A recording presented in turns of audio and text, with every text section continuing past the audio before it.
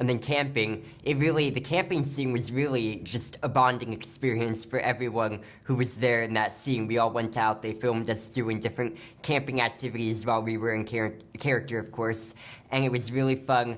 I live in New York, so obviously I've never gone camping before, but most of us probably don't usually go camping, so it was fun to do. Hey, Ozman, are you sure that's the right hat for your first day? Don't be a goober, Daddy-o. Jester is the best one. It's the Mountain Dew Code Red of hats. And the best part is the chicks dig it. Oh, do they?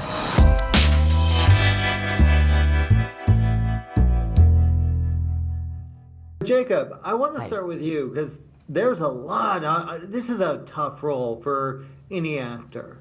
You have to take on a lot. Could you talk about how you got into it and you got approval from the real guy? So I did the first audition. I remember we got it one random night in September, and I worked on it for a while with my acting coach because there were a lot of lines. That was the toughest part. But we really just went through it. We looked at the character description, and we were like, okay, this is how we want to do it. We came up with this idea of how to behave, and I really just did it and got into the role. And then they liked me enough, and they gave me a call back. Eventually they said that I have a great time with Zach on set, and I was like, okay, I got a good chance at least. But eventually, I got approval from the real guy because I was on, a week in, I got a message on Instagram from Scott LeRette, and I messaged him, and he was like, I hear you're portraying me in the movie. And I was like, that's right. And he said, I want to talk to you. I'm really excited. Our family thinks that you're going to be great. And so at that point, I pretty much knew I had approval, but I was still really excited to get to meet Austin. They actually came down 2 weeks after that, and we got to hang out with them on set, which was really fun. That's really cool. Zachary, you play a dad who's going through some serious struggles, and this is tough, what he's going through. What was it like kind of finding that relationship with Jacob here and finding the father-son element? Yeah, I think that Scott's journey is one that's very relatable for anyone. It's a journey of having this idea of what your life is supposed to be. And when it's not turning out to be that, when your child is struggling with not just brittle bones disease, but autism, and this is not at all what any parent is, hoping that their child will be going through, he resists and he resists and he fights and he's wrestling with God and, what is this journey? How am I on this journey? This is not supposed to be my life. And I think all of us can relate to that. For sure. Ultimately, for him to finally be brought to his knees, in large part because of his own doing, right?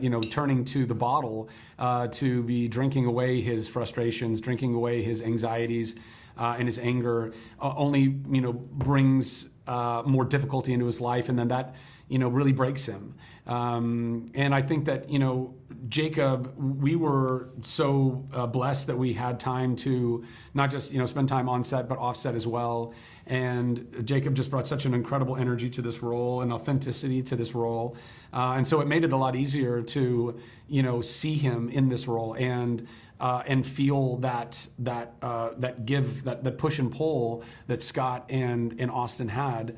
And I just tried to lean into that, just try to find all of those moments where, were I his actual father, what I would be struggling with.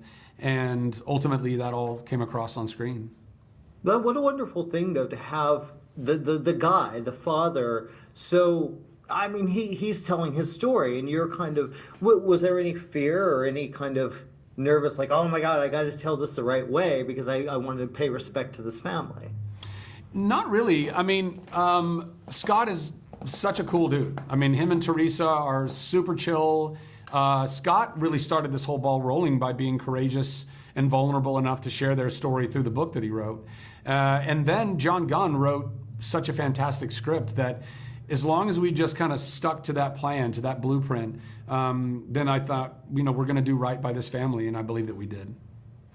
Jacob, what's your favorite memory of working on this particular project? Because it's really a remarkable performance from you. Probably the flying scene and the camping scene. Those were definitely my favorite too. The flying scene, that's unlike anything I've ever done before. I had a great time doing that and pretending to fly. And then camping, the camping scene was really just a bonding experience for everyone who was there in that scene. We all went out, they filmed us doing different camping activities while we were in character, of course, and it was really fun.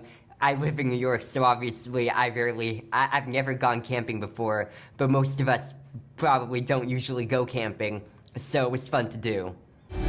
You've given up so much for this family, and you have never stopped fighting for us. Here's to one day at a time. Scott, I want to start with you.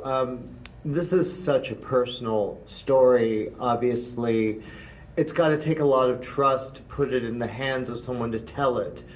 How quickly did you find that trust? Well, I wish I could share the entire story, but I think it really started with, well, number one, I opened up my family to the world, which, you know, that's something that not everybody does, but it started with Peter, because there's more to it than that happened before I met Peter, which is kind of crazy. But meeting Peter, though, he was the biggest cheerleader of the story, and I'm a positive person. And so many times, though, he was the one that told me to stop it. You know, just you know, the world's got this. Just stop. You know, because there were so many times where I was just down. You know, is this going to happen? Is this going to happen? Even before we got to Lionsgate, but he ultimately gave me the control when he finally said, "Hey, you got to get out here. I think we found the one." Yeah. But it's up to you. And that's him talking to me. So in terms of, you know, Peter's been my confidant in this whole thing, and I love him for that. I always felt like I had a great partnership with Scott, because, you know, I found the book through my brother-in-law. It was a crazy story. My brother-in-law owns this pharmacy, and Scott walked into the store and started talking to him, and then my brother-in-law called me and said, "Hey, this guy walked into my store and wrote a book. You should make it into a movie," which is an insane story.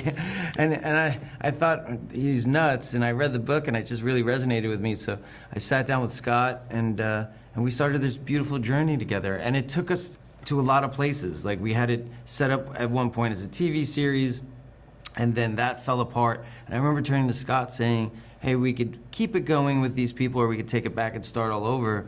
And he said, and I always gave him the choice, you know, and he said, "Let's take it back." And my heart was like, oh no, because I knew how hard it was to start all over.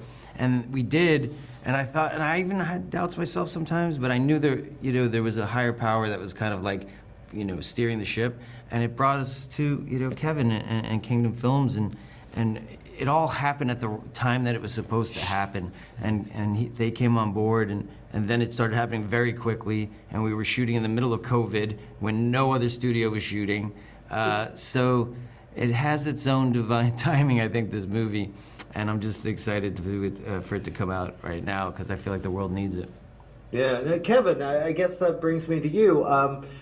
What did you see in it? Because this is a story that affects a lot of people right now. Yeah, no, I saw a story that's very relatable to a lot of people. I mean, it's not just for any demographic. I mean, young, old, it doesn't matter really what your faith is. It doesn't matter what your race is. This story will resonate with you in so many ways. And I give Jon a lot of credit to really understand what Scott's story was, and to bring the nuance and to bring these multiple entry points so that somebody could have some connective tissue that they could grab onto as soon as they get into this story.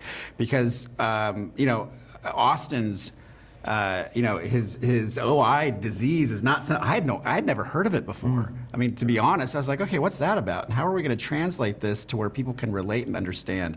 And Jon did it in such an incredible way. It's like, I'm such a fan of everything that's in the movie, because it'll make you laugh, it'll make you cry, it'll entertain you, and it'll make you think about the most important relationships in your life and what you can do just a little bit differently to encourage one another.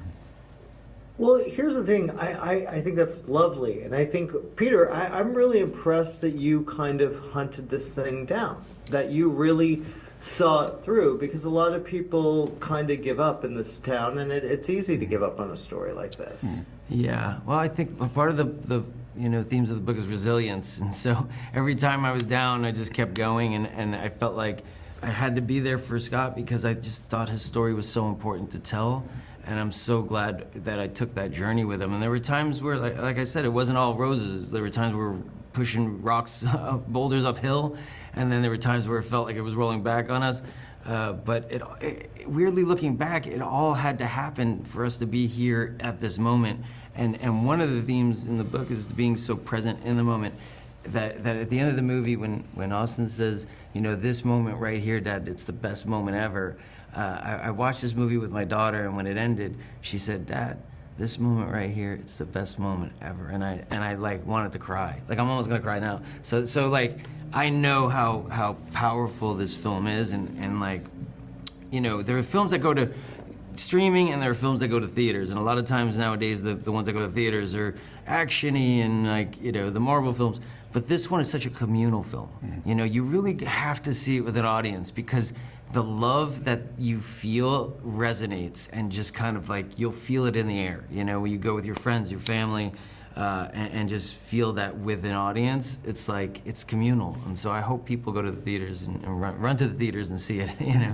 One of the things that I hope that I brought to Peter was, I had this mantra even when I had started writing my book, which was, I know I'll never fail as long as I don't quit. Mm. I never I didn't, for the last 10 years, had a thought enter my brain that it wasn't gonna happen. And I only learned a few days ago, though, that when we left this other group we were working with, it scared him to death. Yeah. And I didn't know that. I just told him 2 days ago. But he gave me the decision to do that. And I said, no, we got to move on to bigger and better things. And they were really good. Yeah, they were a great company. We had them with. And here we are where I'm just, with Kingdom and Lionsgate, it's just, it found a home, the right home. The right home. Check out my sweet new board. Why are you such a jerk, man? Give it back. It's not, but you can borrow sometime. Why do you even want to be friends with him? Because he's sad. It's such a personal story, and I think so many people can relate very well. What was your connection? Did you have a connection with anyone on the spectrum? Yeah, well, first of all, I had a lot of friends doing this movie, the Irwins and Jon Gunn, and, you know, I've shot in Oklahoma. So it's always nice to be able to work with people that you know and love and whose work you admire. So that's that. I had one son that had difficulty in school with learning differences, and, you know, went through a lot of that. And I've always had this empathy for parents who were struggling with that. And I found that really being open about what you were going through as a family brought out the same thing in other people. They felt free to tell you, oh my goodness, we're going through that too. And there was one point where I was just talking to a person I didn't know very well. It was the head of a charitable organization I was on. And she said, hi, it's Judy, how are you? And I decided to answer that question realistically, how are you? I said, I'm doing really badly right now because my son's school told me that they don't think they can accommodate him anymore, and it's June, and all the schools are filled up already for the next year, and I don't know what I'm gonna do. And she was like, oh, well, I know where you can go. Call this school. My son went there. It sounds like he has the same issues of learning that your son has. And after I got off the phone with her, I called up the school, and boom, I went there, he went there, it was successful, it was great. But it was because I answered honestly, right, about what was going on. And so I think as a society, we want to be open and not, you know, kind of hide any issues to put on a good face to show how successful our family is. But we want to just say, here's what we're going through. Has anybody else been going through this? And you'll find so many people there to help you. And I also found that schools seem to be more open to accommodating people with all kinds of differences. And that's what you want in society. You want everybody to feel free to be themselves and to give them opportunities to flourish to their highest capabilities. And to do that, you need to be open to different ways of learning, of communicating, of teaching. And I think we're getting there. And so that's what this movie is about. And it's super hopeful. It's got heart. It's got humor. You have to have humor to get through raising a family and everything that entails. So I just think this movie is very timely, and I think audiences are going to love it. Well, it also feels like I love the fact that it comes from someone who's actually experienced this. A lot of times oh, I've got this idea, I'm going to write the script. Great, this guy lived this, and that's what I think seems to really generate with all of you guys. Yes, it's the fact that it's a true story, and it has such a hopeful ending, but it doesn't sugarcoat anything. It really shows like the way some people try to cope with the stresses aren't necessarily always healthy, and trying to get over that. And as I said, I think community is a really important part of going through whatever you're going through. That community can help you when you realize that other people have been going through the same struggles as you. And you can see that they can get through it and come out the other end stronger, with more wisdom, with more empathy. That's a great thing. Mm-hmm. Yeah, you've had you've had an incredible career. What do you look for when you're taking on a new project? Because I see you doing indies, you do a lot of different stuff. What drives you? I think I want to contribute in a positive way to the culture.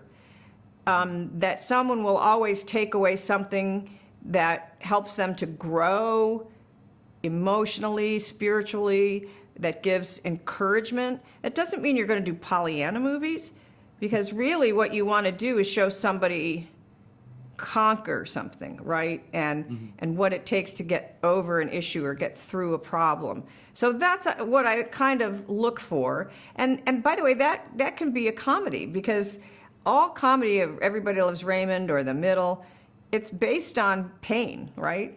Right? That's where the humor comes from. And so, I love that approach.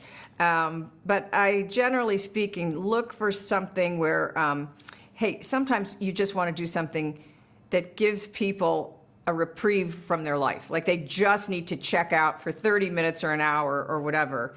So there's always that. You ultimately, I think you definitely want to be entertaining, and then if you can impart something positive to people while you're entertaining them, that's the most you can ask for, I think. I have a lizard named Marty and a killer hat collection. When I meet people, I tell them everything. Logan, this is Tyler. He said we can be best friends. All I have to do is shut up. I guess I want to start off with, this is a very I've seen some of your work, and I know that this is a powerful story, because so many Americans know what this is like. So many people, period, know what this is like to have a child with issues on the spectrum or however. What drew you to this project? It was actually just really wonderful timing. Peter Facinelli, who's one of the stars of our film and also one of our producers, he brought this book to us and was just in love with it. He knew the LeRette family. He believed this would make a great film. And it came across my desk right as COVID had hit and shut us down. We were all living in isolation in our homes, and I was looking for a project to write. And I read this book, and it just was so filled with gratitude in the midst of struggle. And that was the thing I was feeling, locked up in my home in quarantine with my wife and daughter, feeling just gratitude for the things I had when so many things had been taken away. And so it was the perfect sort of spirit for me to explore in that moment, and also charming and funny and heartfelt and honest. So it was a joy to write. I wrote it very quickly. We gave it to Zachary Levi, who we had already cast in American Underdog. He was about to play Kurt Warner for us. And I said, hey, man, we're going to make that movie. Why don't you read this? And if you like it, we'll make them both. So we did. We went in COVID, one of the first productions, I think, in COVID. We went to Oklahoma and shot Unbreakable Boy and then American Underdog back to back. Now, what was it like to find a casting search for the boy? I mean, that's got to be tricky. Yeah, well, it's funny you say that, because you always want to find just the perfect kid, and in this case, Austin is kind of 1 in a billion. With brittle bone disease and autism, you'll never find a kid who's exactly like that in the world. But we needed to find a kid that had the spirit of Austin and the essence of Austin. And Jacob came along. You get nervous when you're doing the auditioning process that you hope you're going to find the right kid, and I'll tell you, that is one of those situations where the moment we saw his audition, he just made me smile instantly. And the joy and the spirit and the intelligence that kid has, it was just extraordinary. And the LeRette family immediately said, like, even Austin himself was like, that kid's like me. He talks all the time. He's so full of joy. It was really, really wonderful to find that kid and incredible to work with him. How much time did the LeRette family get to spend on set and be a part of the production? They've been a part of this. I mean, they're so close with Peter Facinelli, and they became family to myself and everyone else on the crew. They visited us a number of times on set. Because it was COVID, they couldn't be there the whole time, but they visited a few times. They were on set, and they've just been incredibly supportive and so eager for this movie to get shared. We got delayed for various reasons because of, the pandemic, and then because of the strike and all that. So now we're very, very excited to finally get to share this film with the world after 4 years. I think that too, and I think I spoke to Peter and Scott and Kevin, and it does feel like a good time for a movie about a little hope and a little bit, and gratitude. Fair enough. Yes. Yeah. It's Zachary is such a he's so good at being a dad, like being the dad. What were the conversations like with him, and how did how did you guys approach just the family dynamic, casting all the family? Zach is just, I think he related so much to the fact that this was there's a lot of comedy in this family story about gratitude, but there was also a lot of struggle. And that was the thing that was most compelling, that this is a movie that's grounded in the truth of how difficult it is to be a parent.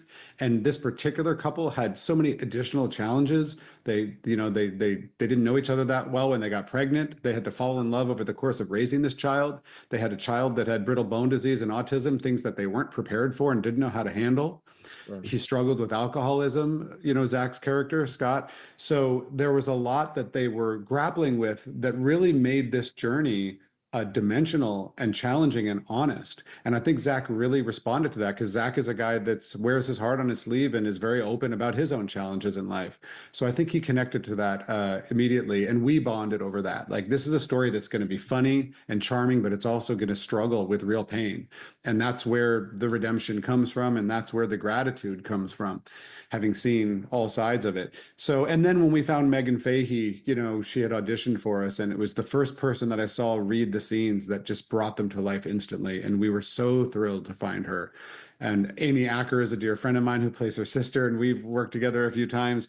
And then, finding Drew Powell as the imaginary friend was like one of the great gifts of this project, because he's become just an incredibly close friend of mine and just has such a spirit that just makes you smile every time you see him.